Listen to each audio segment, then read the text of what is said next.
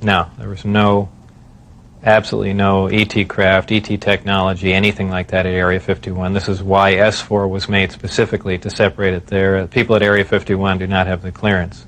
I was paid by the Department of Naval Intelligence, and what they're doing researching extraterrestrial craft is beyond me, but that's where my checks came from, so I can only assume that they were in charge of that. At one time, the Russians were involved, and supposedly there was some breakthrough made by our team, however this project was split up. And right after that happened, the Russians were no longer permitted on the facility at all. And you know, that's all I know about it. What was discovered, why they were kicked out, when they started working with us is all unknown to me. I was put into the briefing room with 121 or 22 briefings and really was just told to sit and read through them. I think they were there just to mainly educate me on what was going on. They weren't a complete in-depth explanation on everything else, but just essentially a brief synopsis on some of the other projects that were going on there. Supposedly, the information, now this isn't something that I determined, it's something I was told, that the crafts originated from a planet that orbited the Zeta Reticuli star system. Zeta Reticuli 1 and Zeta Reticuli 2 are two stars of a binary star system. The craft allegedly came from there.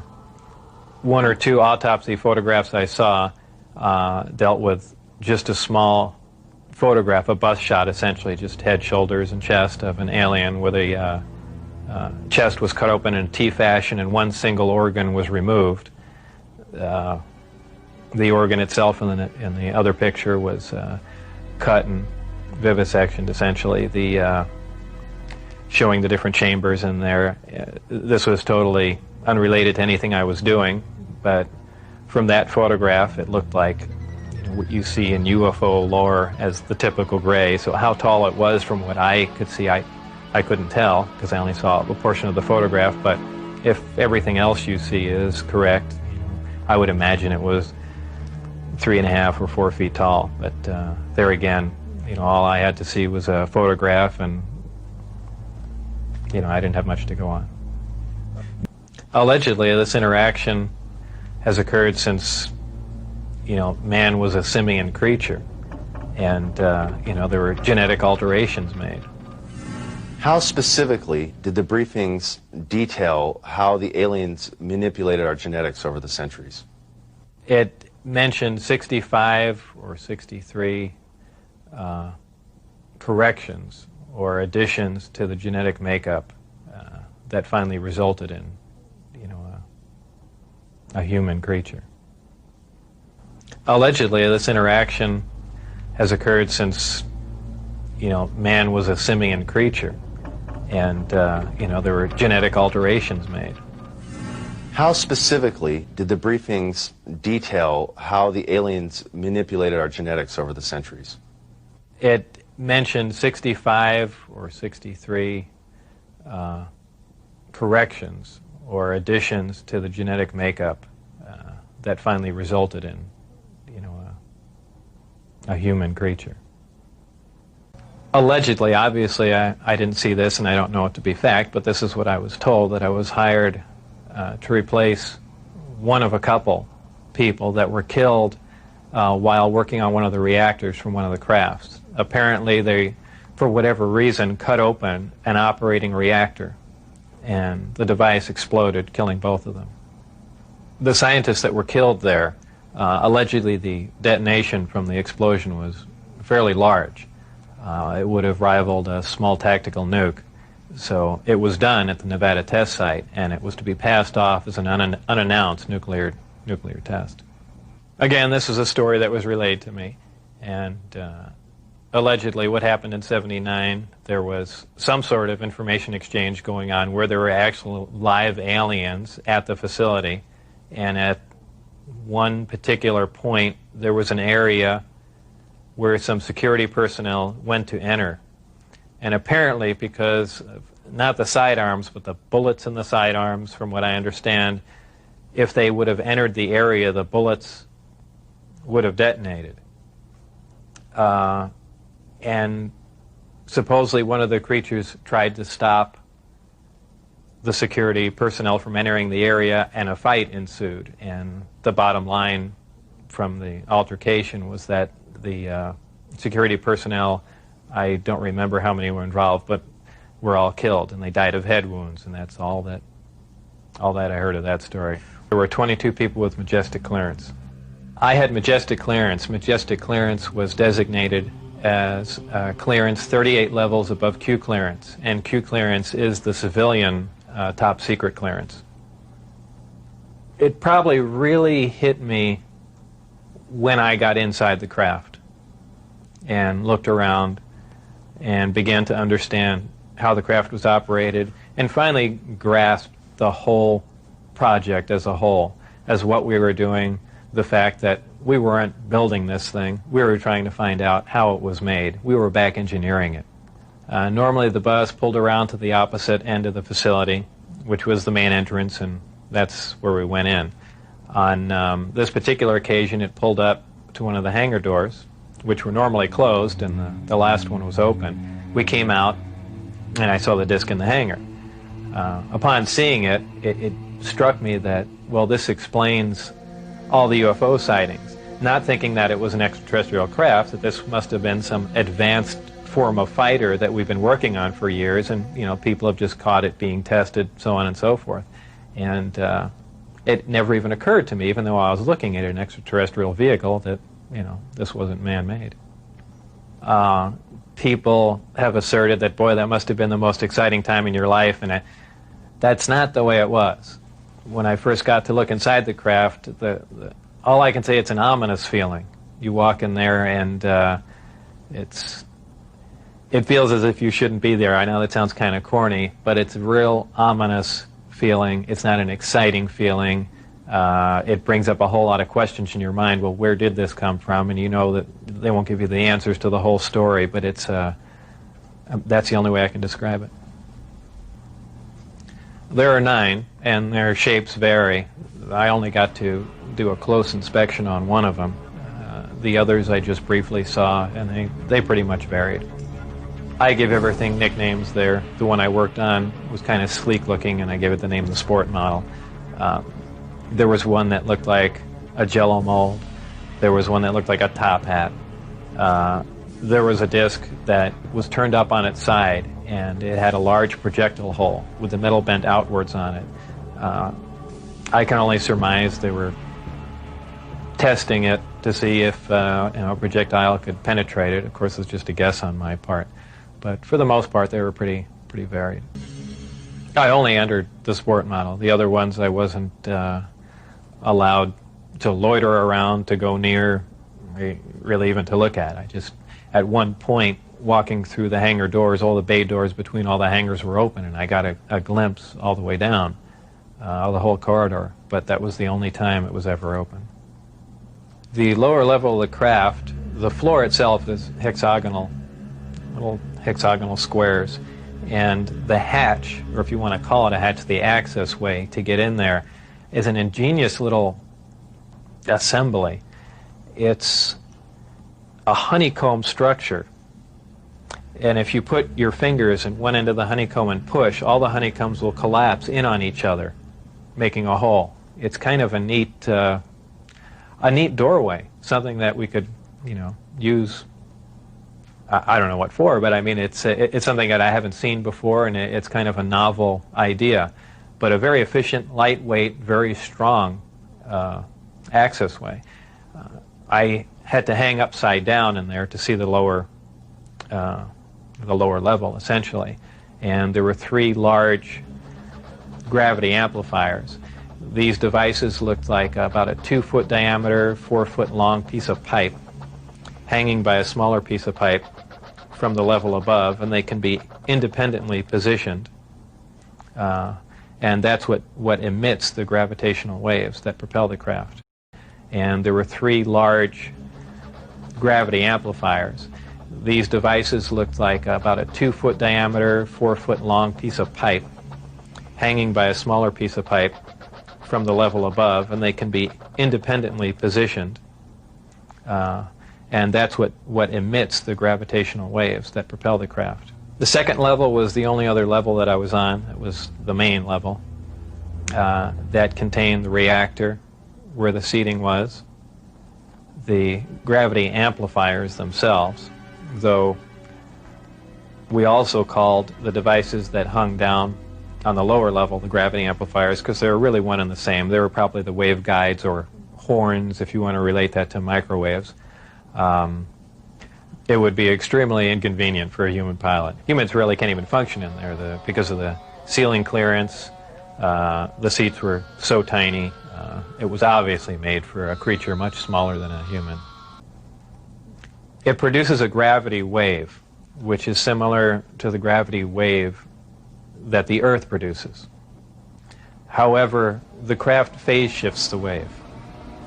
In other words, it turns the wave not really in an opposite polarity, but something to that effect, where it will work against the natural gravity wave of the Earth, and it produces a lift in that effect. Well, the craft generates its own gravitational field. Being inside that field essentially doesn't shield you, but essentially you're in, and this is a terrible way to say it, almost in a different realm, because you're now influenced only by that gravitational field. For instance, people wonder how a craft like this can make a turn at such high speed, a 90-degree turn, when they would imagine people slamming up against the wall or something to that effect. Well, that really wouldn't happen. Inertia would have no effect. You're in a distortion, and don't forget that gravity distorts time and space, so really nothing is going to influence you while you're in there. There are 3 amplifiers. The craft can operate on a single one, can lift off the ground. The way in which it's propelled are 2 different ways. There's what they call Omicron configuration, where the craft is using one generator, or Delta configuration, where it's utilizing all 3. Delta configuration would be for space travel. Essentially, the craft will tilt up on its side, as opposed to a science fiction movie where you see a flying saucer moving around. The craft will tilt up on its side, focus the 3 gravity generators to a single point, and move through space that way. Moving around the source of gravity is a problem to a disk because it's interference, essentially. So what they do is they work with that interference to their benefit. They'll use one gravity generator to lift the craft off the ground. And as opposed to what we're used to, for instance, a plane, once it's in the air, we envision thrust or some force coming out the back of it to push it forward. The crafts work completely opposite of that. What they do is once they're hovering in the air, they'll swing the 2 remaining gravity generators up in front of them and create a distortion, essentially a downhill, and the craft rolls downhill for infinity. It's always chasing a little distortion. That's why they look goofy when they fly around at low speed, because they're essentially, and any time you run over, the gravity field around the Earth is not completely constant and stable, depending on the minerals and density of the Earth underneath it. The gravity will vary somewhat, and you will get odd movements of the craft. So its low-speed mode is kind of unstable for the most part. I only witnessed one test flight up close, officially. That I was just inside the hangar. The test was going off probably, just as the sun was going down, and it was a low-performance test. I believe there were some pilots or test pilots in the craft. The craft must have been retrofitted to fit them, because the seating arrangements were really not accommodating. They were in radio communication with the craft. The craft lifted off the ground, virtually noiseless, other than a small corona discharge on the bottom of the craft, indicating the presence of high voltage. That dissipated at about 30 feet, and it stood there completely silently and moved over to the left and to the right and sat back down. That was the entire test. However, that was an extremely impressive test. Maybe to someone that really knows little about science or anything, that wouldn't be a whole lot, but you have to realize this craft was about 52 feet in diameter. I don't know exactly how much it weighed, but it weighed a lot. And this was quite a scientific feat, to lift something completely silently, under control, and perform a maneuver like that. The craft itself was, I assume it was metal. It was cold to the touch, that's why I say it was metal. But it was a brushed aluminum, actually just an unfinished stainless steel, not shiny finish to it. Had no seams. It was as if it was injection molded from one giant die. I was completely amazed. Gravity is something difficult to explain because it's something that we essentially don't understand. It's just something that we can observe. Not much is really known about gravity. There are many theories about it, but they are just mainly theories. There's theories of gravitons, which allege that these are these subatomic particles that act like an attractive force like gravity, that exchange between two pieces of matter. There's also a theory that gravity is a form of wave, an electromagnetic wave. But basically, gravity is a force. It's the attraction. It's the inherent property of matter to have gravity, a mutual attraction for each other, and it's basically all that we really know. Modern science, current science, right now, identifies one gravity. It's one force in nature. Apparently, through research at S4 or information gained from one of the crafts they were researching there, it appears that there are two different forms of gravity. One form works on an atomic scale, on subatomic particles, holding pieces of matter, holding atoms themselves together. Another works on a larger scale, the scale we're most familiar with, holding planets in orbit, holding ourselves to the ground, things of that sort.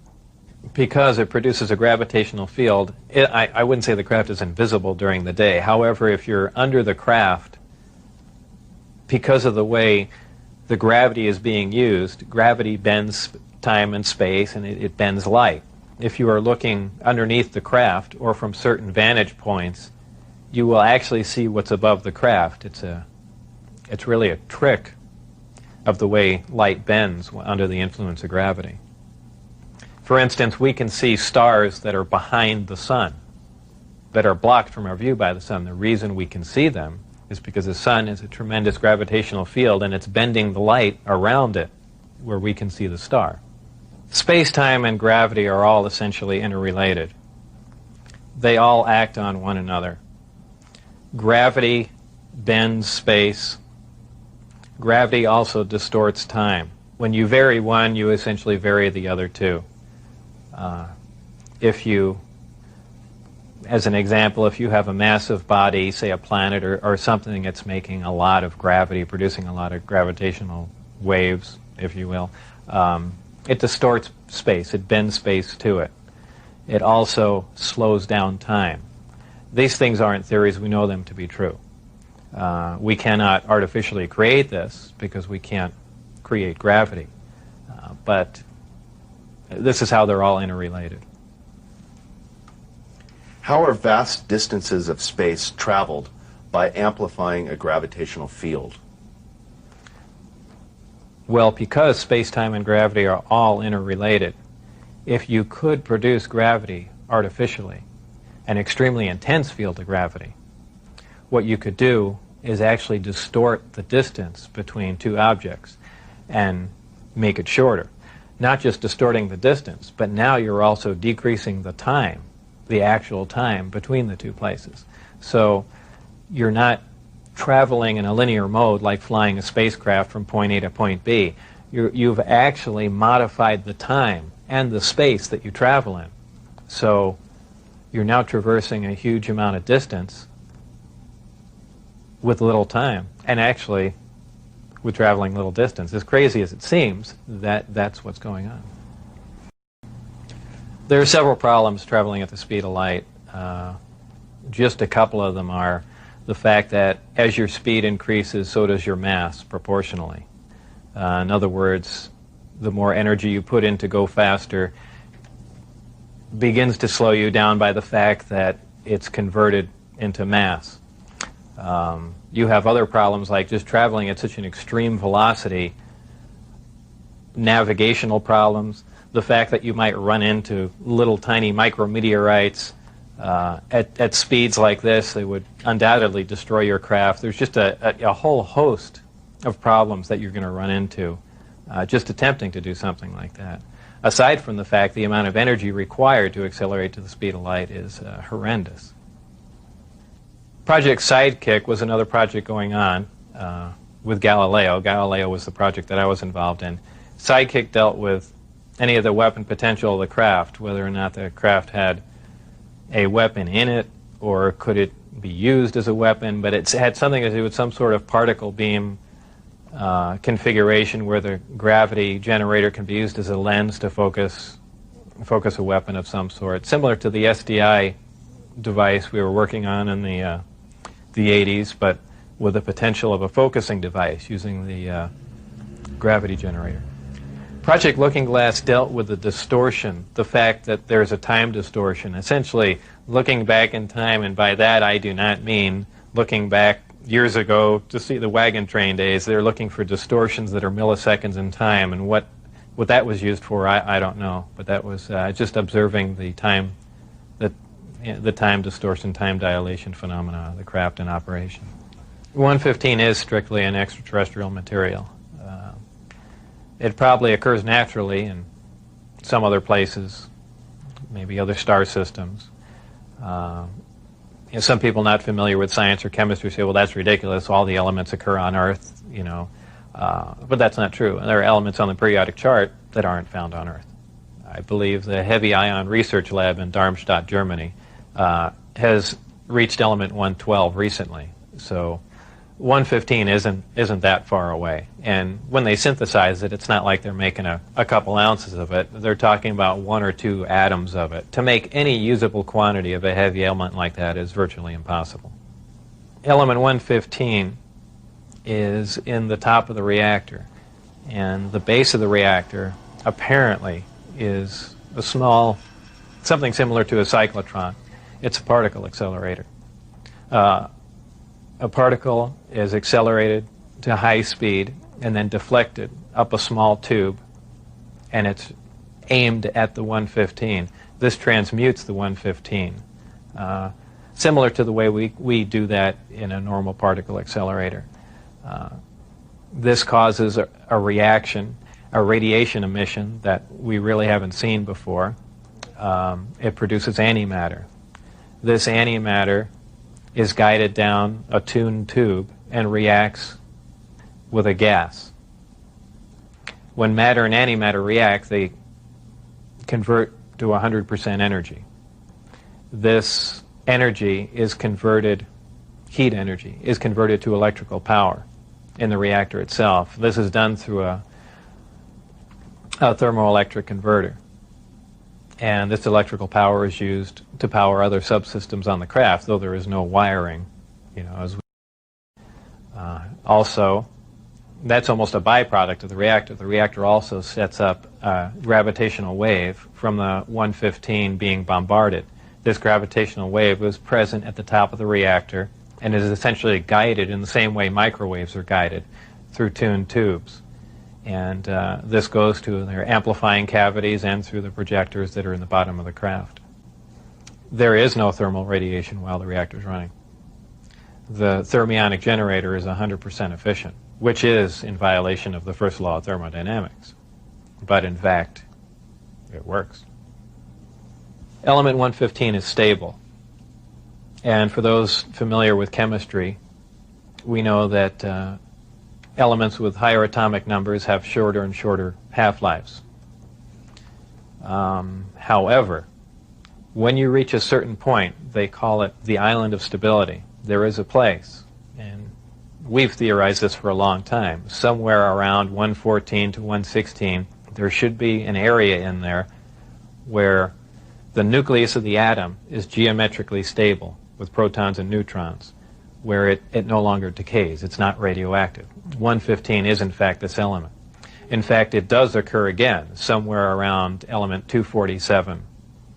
Of course, we're nowhere near synthesizing that. We can only predict things like that, but that's where 115 is. Whether or not it was given to us, I can't answer that question. However, I was told that we have 500 pounds by one of my co-workers. How it was obtained and where exactly it came from, I don't know. Whether it came in one of the crafts or it was separate cargo somewhere, anyone can speculate. But I was told that was the figure. The test flights I saw off the base, actually the best test flight was witnessed by my friends who I had brought out there. At the exact moment the craft was hopping around and doing some really impressive maneuvers, I had turned around and I think was looking for the video camera or something to that effect, but I missed some of the most impressive maneuvers. But the craft was similar to what was done before that I had seen close up, other than the fact that it went above the mountain range, moved a much greater distance at a much higher rate of speed. The test flight schedules were told to me specifically because I was probably going to have to be present during those times. And at that time, the test flights were taking place on Wednesday nights. And from what they said, that was because that was statistically the least amount of traffic in the area. And that's all that they were concerned about. There was a high voltage discharge on the bottom of the craft, but as far as there being an exhaust, there was none. Well, that's kind of the same reason why a neon light or a fluorescent light lights up. What you're dealing with is a high energy source in essentially a gas atmosphere, oxygen, nitrogen. And when you apply enough energy to a gas molecule, they emit photons, they emit light. And I don't think it's anything, it's really a byproduct of how the craft operates. When it's emitting that much energy, the gas surrounding the craft emits light, the same reason why lightning is visible. You have a huge electrical discharge, and the gas emits light in the form of lightning bolt. If you were going to see one of these crafts at night operating, it would appear really as a glowing ball or just a bright light in the sky from a distance. Even close up, you'd see a glowing halo around it. This is typically what you'd see in your normal UFO sighting. When I was leaving the Area 51 facility heading down to S4, there was a tremendous roar, and I have described it as the sound like the sky was tearing. And I couldn't see out the windows of the bus. All I could see out was the very front. And as we came by, I asked Dennis, who was my supervisor and on the bus at that time, what that was. He said it was an Aurora, a high-altitude research plane. And it was a large craft, and the one glimpse I got of it was from the rear, and it had two huge square exhausts with vanes in them. And it was just, it sounded more like a rocket than a jet. I don't know.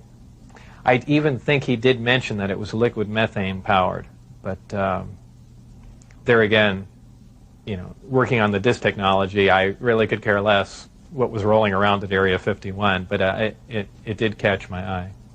One day when I was getting on Interstate 15, driving down Charleston Boulevard, a car came up alongside of me, and I thought he was just trying to race me to get on the freeway. This was after I had left the project. It was a white, boxy-looking car. Exactly what make and model, I don't know.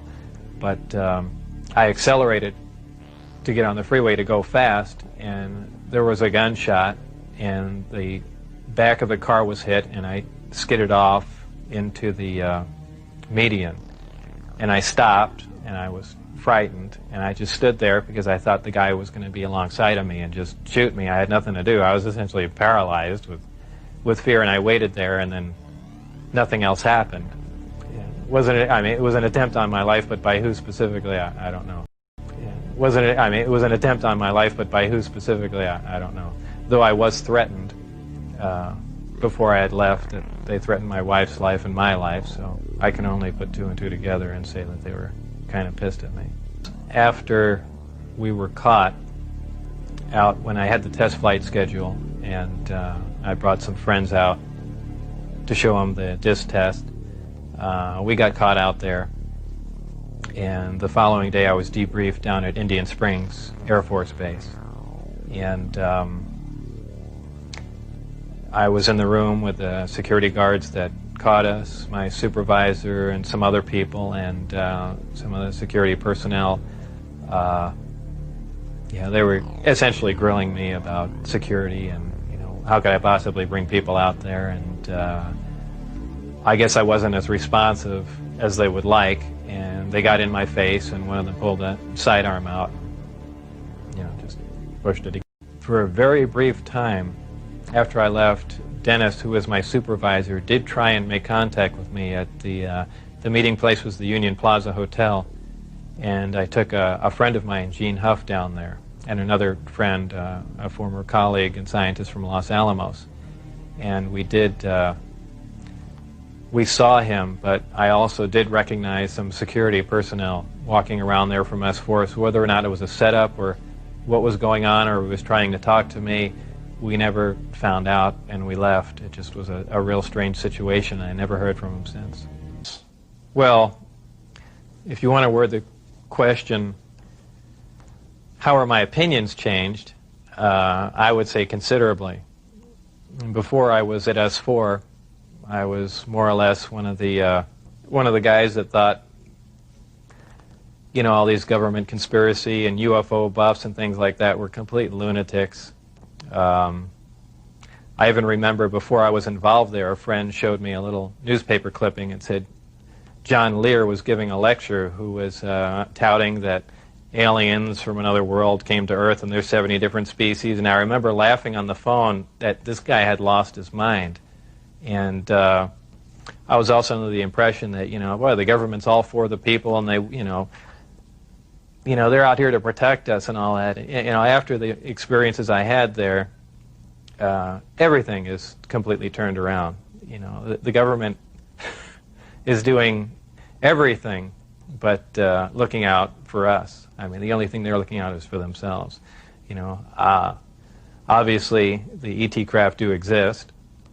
Something had to build them, so there must be aliens. And since there are, and the craft are there must be some sort of factory and an entire civilization somewhere. And if in fact that is true, and it apparently is, then there must be others. Actual crafts and technology from another world. And that's probably the most important event in history. It kind of moved from science fiction into reality in my mind, and it really just, I guess, opened my eyes. The big thing is whether or not we can duplicate them. If we can understand what a device is or how something operates or what its physical makeup is, that's great. But if we can't duplicate it, it's useless to us. So there's really two phases to the project going on there. It's understanding what we're looking at, and then once we understand it, is can we duplicate it with earthly materials and earthly technology, and unless we've got a handle on both of them, all that technology is useless to us. And if it turns out we can't do that, all we have is one single prized possession that we have to take care of, and that's it. After all, I would probably have played along for a longer time.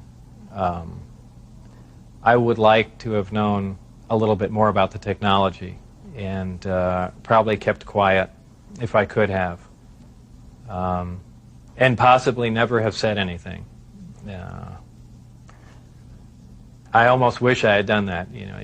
It's it's really only caused headaches and problems. But I believe if I was given the opportunity again to go back in time and redo it, I think I pretty much would have just shut up and gone along with the program.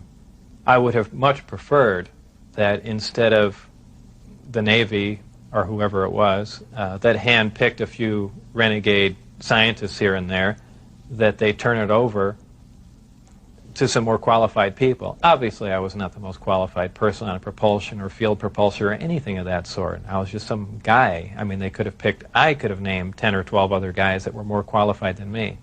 But, you know, if they turned it over to the scientific community and not just a couple guys here in the United States, I mean, you need a large group of people in a large lab to research what's going on there, not a little quiet installation. It's the security itself that prevents them from getting anywhere. I mean, they never do work hand in hand. You can't have a military mind. Science itself must communicate. You have to have a free exchange of ideas. That's how things progress. And when you clamp down on a security system like that, where you work in isolated groups and ideas cannot be exchanged, you don't get anywhere, and that's the problem they have. Well, I'm not really involved in any of that stuff anymore. That's kind of put behind me. I have my own businesses that I work at, some computer graphics, some consultation, other technical jobs, radiation detectors, and a few other things like that. So really, I just go about my life, and that's, you know, something that happened that was fantastic, and it's over, but it's kind of hard to shake it loose. But eventually I will, and that'll be that. I think all the surveillance and everything stopped. I don't think anyone's bothering to monitor me. I've said everything that I know. It's been all over the place, so it's kind of a done deal. As far as whether or not there were any craft out there, I believe, you know, they were out and gone in probably the late '89, early '90, and the only thing people see now out there are, you know, either flares or planes coming into land, but that's about it. I was never interested in flying saucers as a child. Science fiction, you know, I watched Star Trek, I guess, with everyone else back then, but for the most part, you know, I didn't even believe in flying saucers up until I was employed at S4.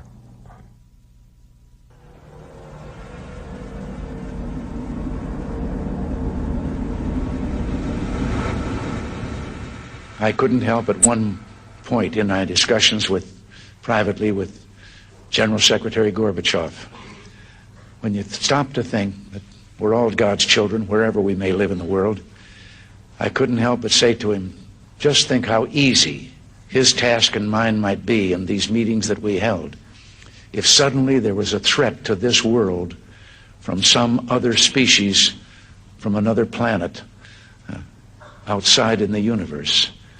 We'd forget all the little local differences that we have between our countries, and we would find out once and for all that we really are all human beings here on this earth together. Well, I don't suppose we can wait for some alien race to come down and threaten us, but I think that between us we can bring about that realization. Thank you all. God bless you all.